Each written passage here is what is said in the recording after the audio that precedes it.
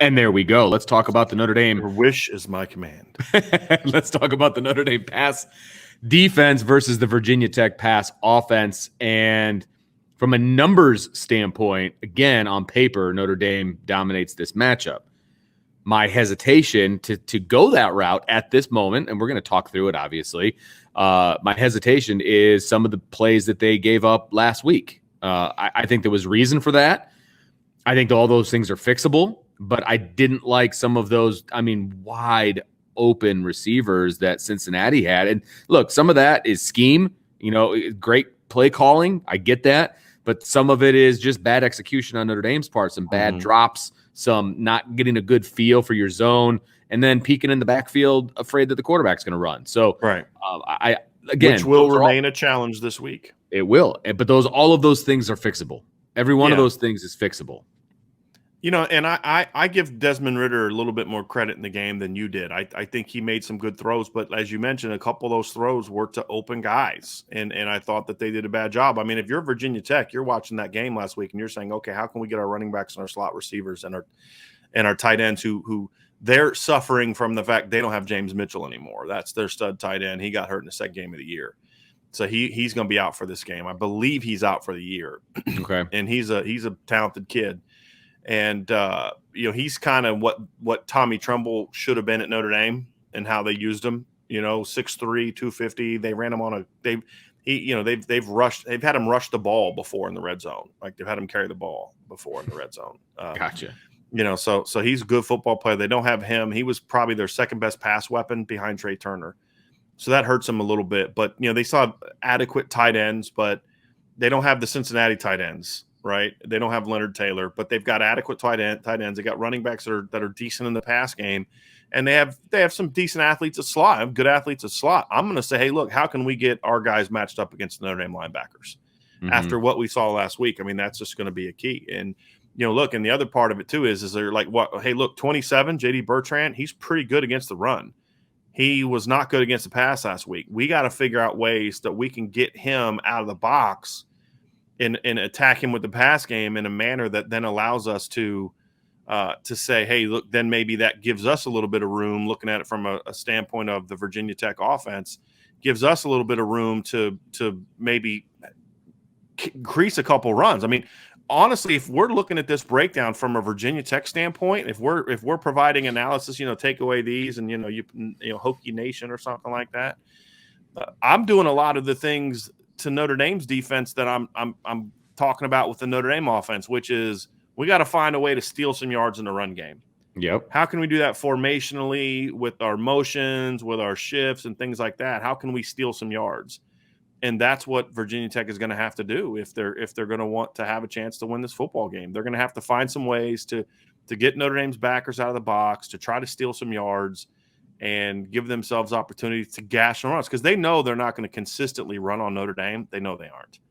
Their hope is that they can create some big plays in the run game. That's going to be what Virginia Tech is trying to do. Well, yeah, and look, if you're watching Notre Dame in totality this season, like, oh, well, they can give up some big plays, and, we can big play, this defense, and I think we can both agree that that's really not the case anymore. But when you're looking for chinks in the armor, they're going to see that, right? And they're going to be like, okay, we can potentially take advantage of some big plays here. They're looking for ways to defeat this defense, right? And getting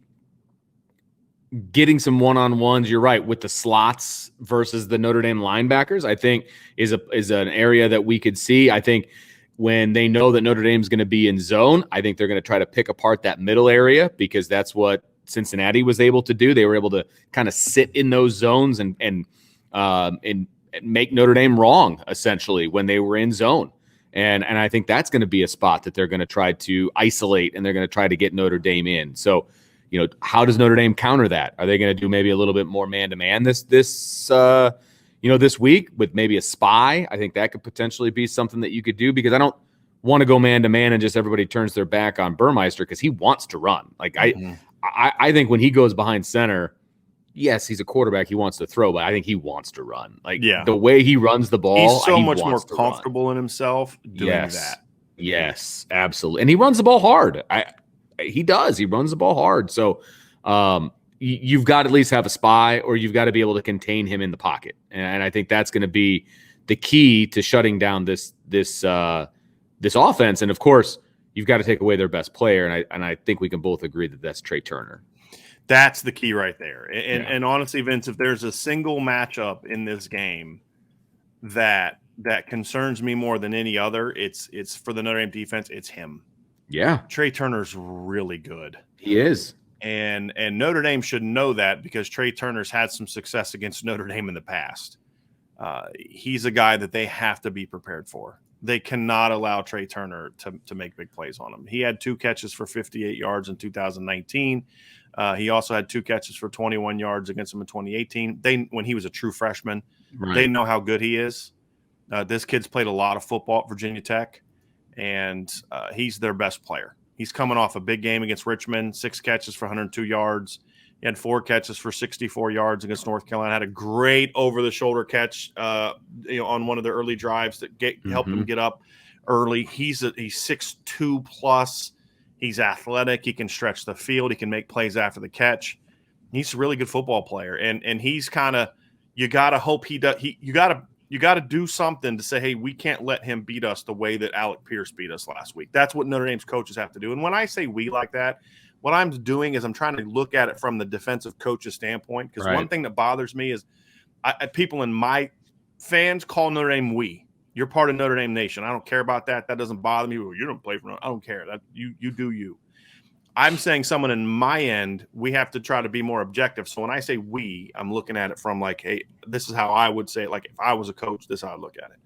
So I say, we got to make sure that we have a game plan that prepares to not let Trey Turner wreck the game the way Alec Pierce wrecked the game.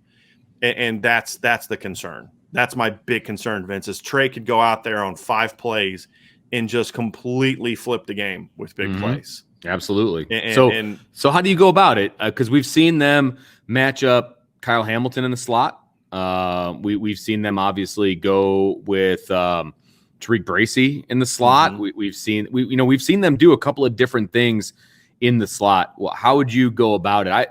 For me, I'm going to throw as many guys at him as possible. I don't want to send the same guy with him at all times, because I think then you can start picking out some ways to manipulate that particular defender. So I'm going to send waves of defenders at him. I'm not going to line up the same guy every time. Yeah, and I definitely understand that. I think part of it is you have to get a read early on where they're going to play him. He's more of an outside guy. I think if he's playing a lot in the boundary, you have to look. Here's the thing that we have to discuss, right? We've talked about how brilliant of a move it was to put Cam Hart to the field. And I think that move allowed Notre Dame to really get the most out of Cam Hart, right?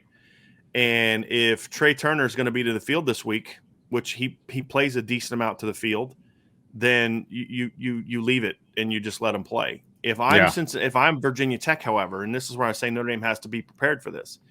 If I'm Virginia Tech and I see the way that Wisconsin and now Cincinnati have picked on Clarence Lewis, I'm going to think long and hard about putting him into the boundary. Sure. Absolutely. If they leave him to the field, Notre Dame's good. I like Cam Hart in that match. Now, Trey may get 1 or 2, but he's not going to wreck the game, in my opinion, for multiple big plays the way that Alec Pierce did. Good receivers are going to get a player too.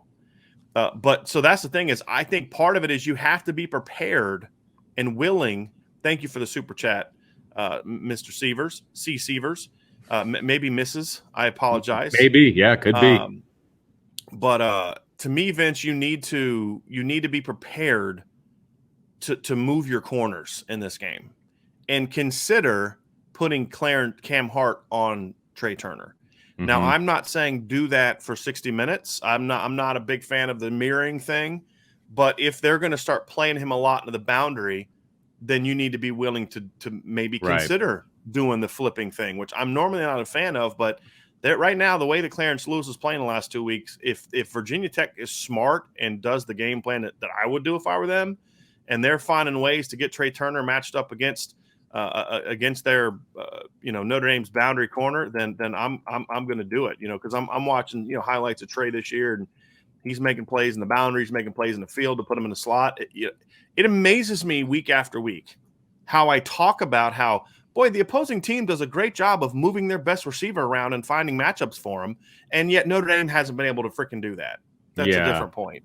Such an easy thing to do. But I just watched him catch a touchdown from the field before we got on. I watched him catch a deep post route in the boundary.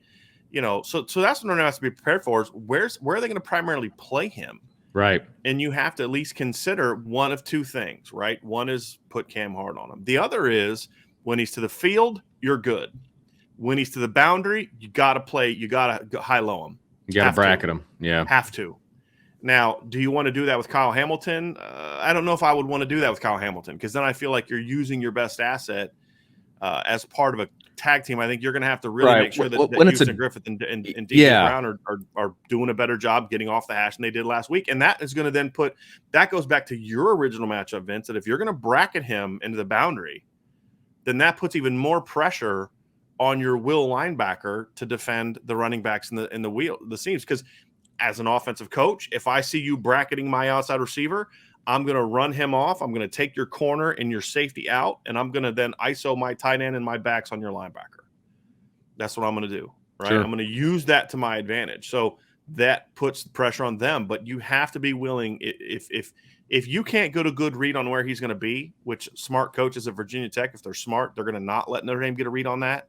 They're not just going to put him in the boundary the whole game, because then Notre Dame can double team him. But if they are doing a good job of masking it, then you need to be willing to say, hey, look, Houston, DJ, when you line up, if you see 11 into the boundary, you got to make a coverage check, and we got to bracket them, right? I mean, that's just what you have to do. And then let Clarence use his strength at the line to be physical and things like that. And then if you get beat, you're okay, because Houston's going to be right over top of it. DJ's going to be right over top of it. Yep. And then you put Kyle and Cam, your two best DBs, put them in the field. And then you got to let your dudes be dudes at that point in time, right, Vince? So that's what I would do in order, because if you can limit the success of Trey Turner, I don't think the Virginia Tech offense has much of a chance of really beating you in the pass game with any regularity, in my opinion. Just don't think they do.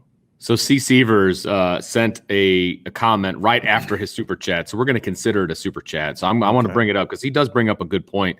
He says, not sure if it's already happened, but do you think we will see a scenario where Foskey and Botelho are on the field at the same time? I thought we were going to see more of that on Saturday. And I think that we will. I think we'll see that when we're in third downs more. But I think Virginia Tech's a team where that might be a good option to have in that third down, because now you've got two more athletic ends that can maybe do a better job of containing Bertrand while rushing.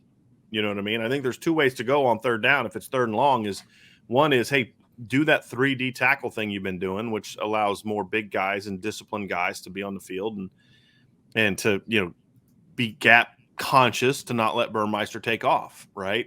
Because with him, you want him sitting in a pocket throwing. If you're getting beat by Braxton Burmeister sitting in a pocket for 4 quarters, picking you apart, there's going to be a long game. Big problems. It's going to be a long game. And it's going to be a long rest of the year. I don't see that happening. The other option is to try to rush him quickly and get him to declare quickly. Because if you can rush the quarterback and get really fast rushes and he takes off, your linebackers are still there to close the ball. The concern is when he drops back, and then takes off, and the linebackers are now 12 yards into their drop. Right. But, for me, I would like to see more of that. I think they need to find a way to get Botelho going. We haven't seen that yet. We haven't seen him really turned loose. I think they need to turn him loose and let him attack more. Maybe he wasn't as good as we thought he was this spring because he was making all those plays against and pressures against an offensive line that we now have found out is one of the worst college football lines in college football. Maybe that's the case, but I think the kid can play, and I think you need to do some of that. But I also think that you need to be careful that you're not wearing Isaiah Foskey down. And to me, this may be a game where you want to say, hey, look, we're going to rotate them, and then some third down packages will get them in. But that would be kind of the thing. And we'll talk a little bit about third down here in a minute, but that would be something that I would want to see at times.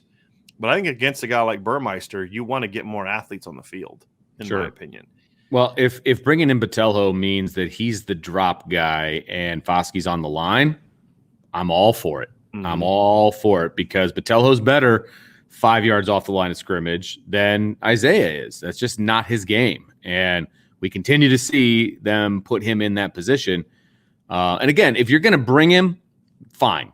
If you're going to bring him, that's fine. But if he's dropping into coverage, I just don't like it. I feel like you're playing with 10 instead of 11. And again, it's nothing against Isaiah. That's just not his skill set, right? Yeah. He is the best pass rusher on this team.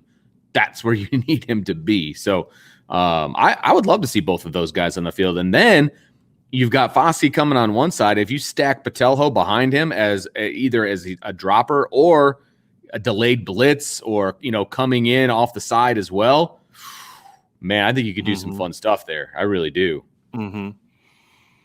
Yeah. I'll tell you what, though, Vince, at the end of the day, the only thing I really care about in this game when it comes to the defense, I don't care if it's 50-0. Keep attacking. Yes. I don't ever want to see. I would rather Notre Dame give up a 60-yard bomb than to do what they're doing. Now, if you want to make a late game or a late half or late game adjustment to prevent the big play, then put your safeties deep. But still use your front four to freaking attack. Keep going. Almost slipped up there. Because I'm really fired up about that. That's the one thing that Coach Freeman's doing that's kind of driving me a little nuts. Yeah. Is you clearly that part of your defense isn't where the rest of your defense is right now. And to me, you've got to be able to recognize that and say, hey, look, we've got to do what we do best. And I think he's doing a pretty good job of that when it comes to his players, using his players correctly. But as a whole, with the exception of Foskey and that whole thing, which is maddening. But they've got to stop doing that. They've got to attack. I honestly think this is one of those games where the defense could ultimately, maybe Vince, you have anything else to say about the pass game? I think one thing that I point to down here is this is going to be key. Yep, absolutely. Don't let Braxton, these two numbers right here, don't let Braxton Burmeister get comfortable in the pocket because he's not a good passer. But if he's comfortable, he has a good enough arm, he can get the ball down the field. So that's the big key.